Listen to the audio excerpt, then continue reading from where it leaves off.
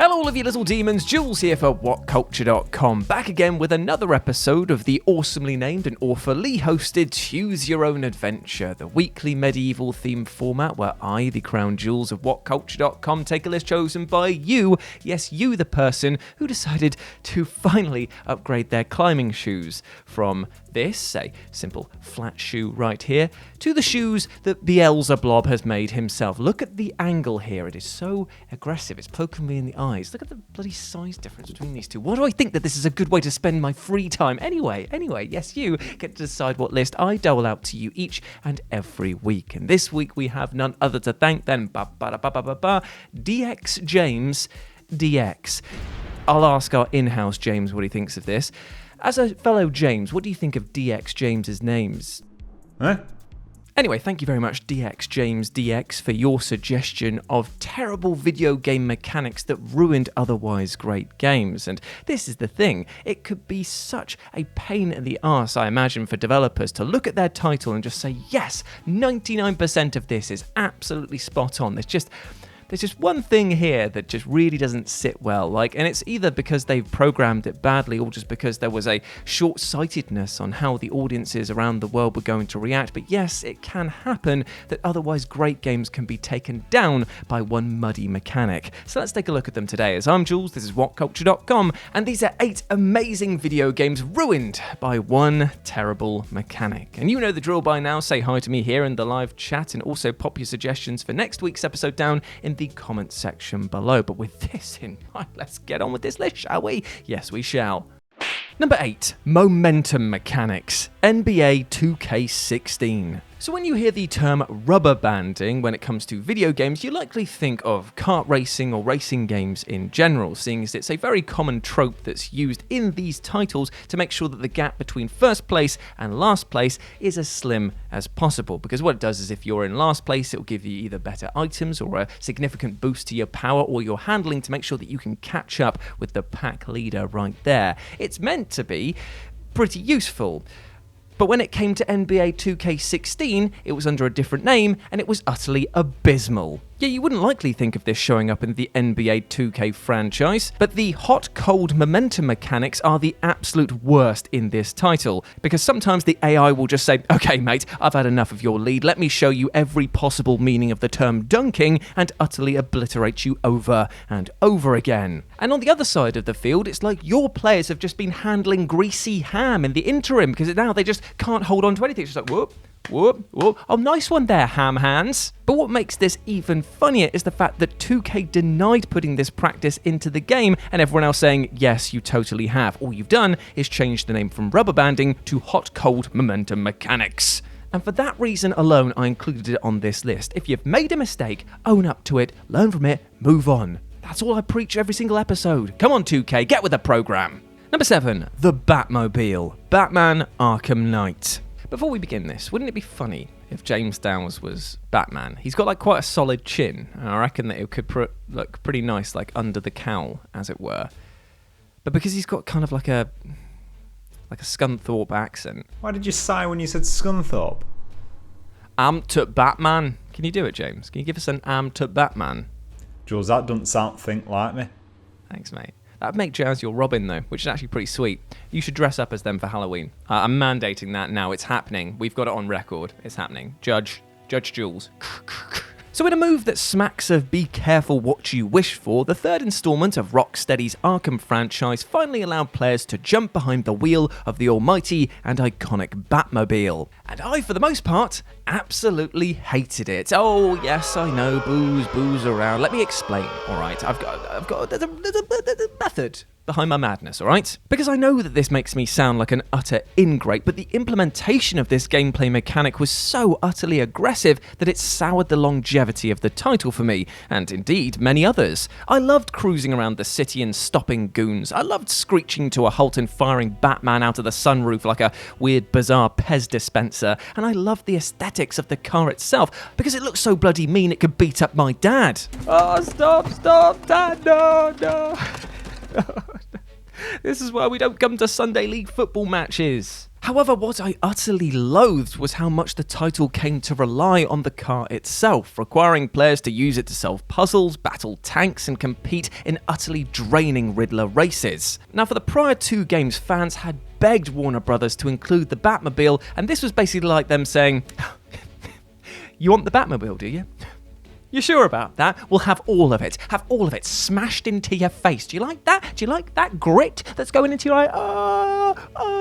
My Batmobile, thank you very much, but What was once a cool moment became a relentless gimmick, forcing players to use the vehicle over and over despite it slugging the pace of the game right between the bloody eyes. Number 6, Crash Cutscenes, Need for Speed franchise. So whereas most titles on this list deserve to be here because of one marred and mucky mechanic that they've got on there, the Need for Speed series of video games gets its own special shout out as a whole because it seemed to ignore a lot of people saying stop doing this and just plowed ahead with one singular gimmick that everyone grew so very tired of. I'm speaking, of course, about Crash Cinematics, a leftover from the glory days of the Burnout series in which every crash would pull focus and be shown in unrelenting and usually very impressive visual detail. As you watch glass explode into fragments, bumpers twist and bend, and entire frames break like a childhood promise to remain friends with those on your street, it was like wreckage erotica. But there was just one problem. It's only fun the first time you see it. When you consider that these crash cams happen nearly every time that you derail yourself, having to watch them again and again quickly becomes an annoyance that the player just wished that they could skip.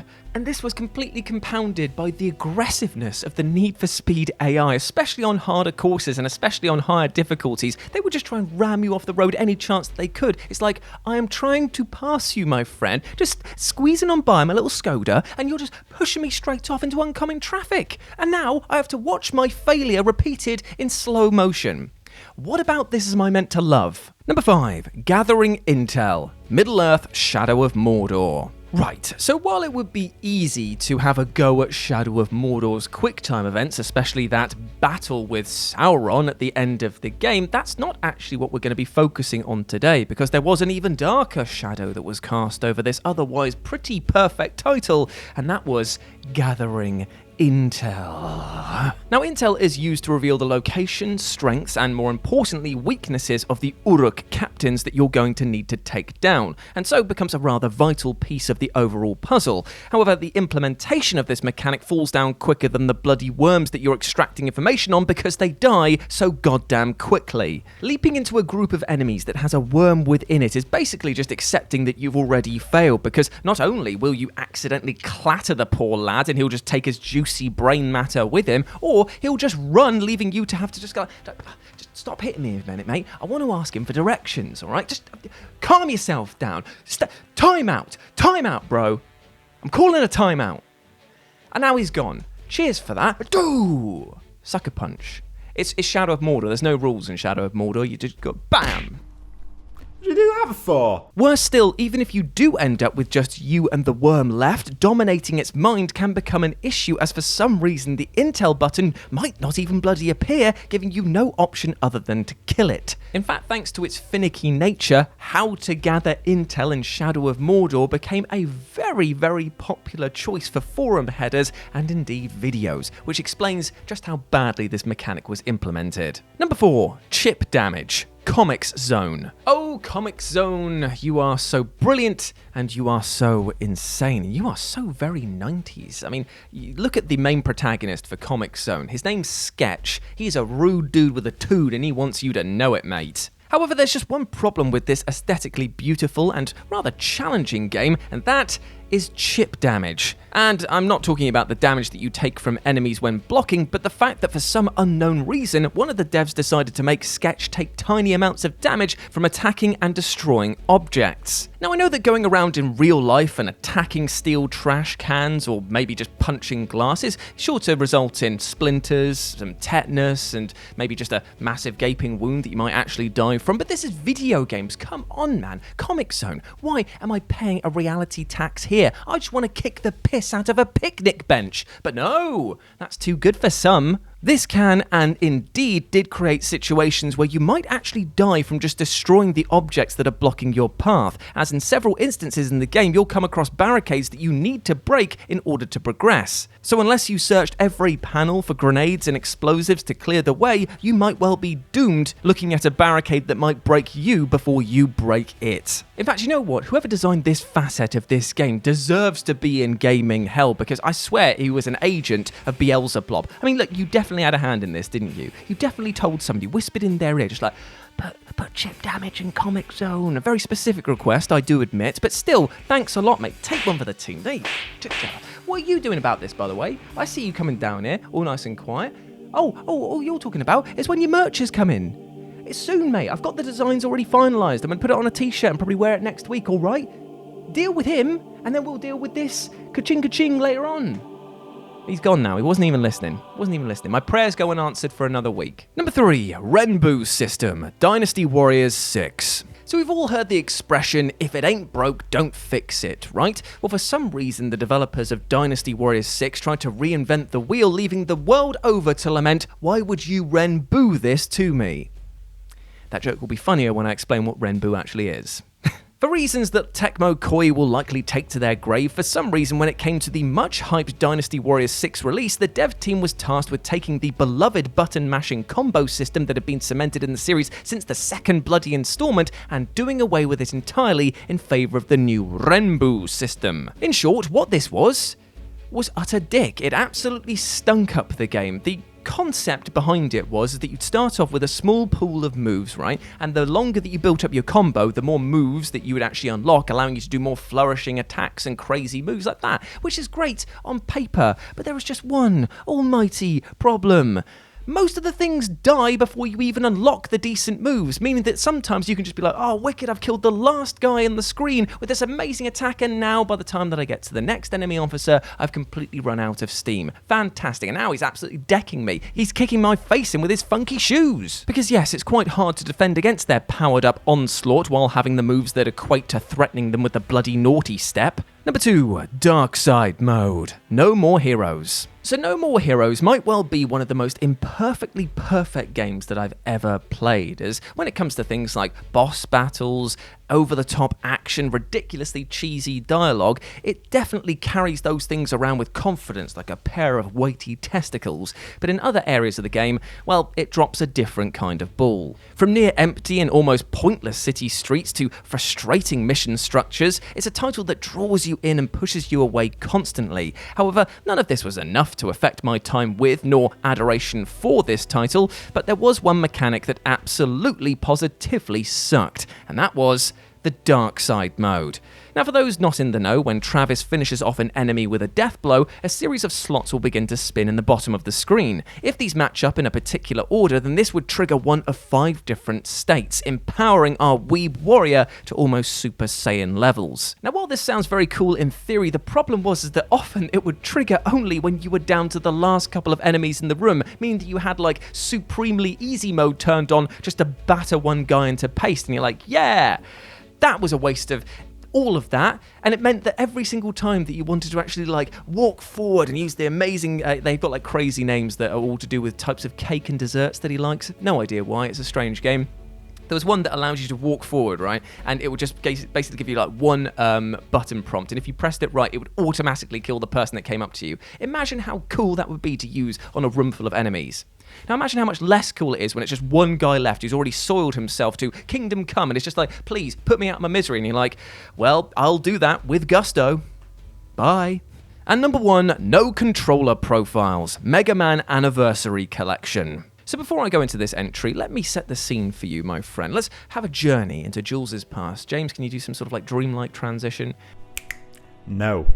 Anyway, imagine, if you will, that you are a young, balding teenager playing a dusty copy of Mega Man at your grandparents' house before somehow it disappears into the loft of holding before you get a chance to complete it. Frustrated and obviously penniless at this age, you mope about the rest of your teens before finally being hit with a ray of sunlight so powerful it was as if God himself were mooning you. The Mega Man Anniversary Collection for the GameCube. Oh my, what a treat this was. was. A metric shed-load of brilliant Mega Man games all lovingly curated into one teeny tiny disc. How could I have resisted? Well, upon purchasing this saucy little number, I was absolutely crushed to find out that it contained one of the worst mechanical changes ever made to a video game. They had swapped the jump and shoot buttons.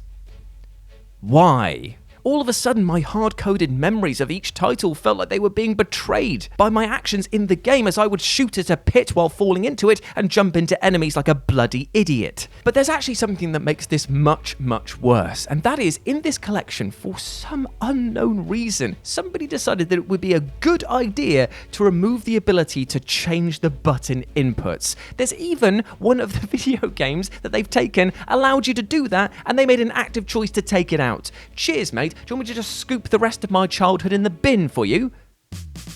And there we go, my friends. Those were 8 amazing video games ruined by one terrible mechanic. I hope that you enjoyed that, and please let me know what you thought about it down in the comments section below, as well as your suggestions for next week's episode as well. I love reading all of your comments, and it fills my heart to know. Fills my heart with what, though, Jules? Fills my heart with love to see you guys enjoying the series so much. Just fills my heart with nothing. Just fills it with a black goo.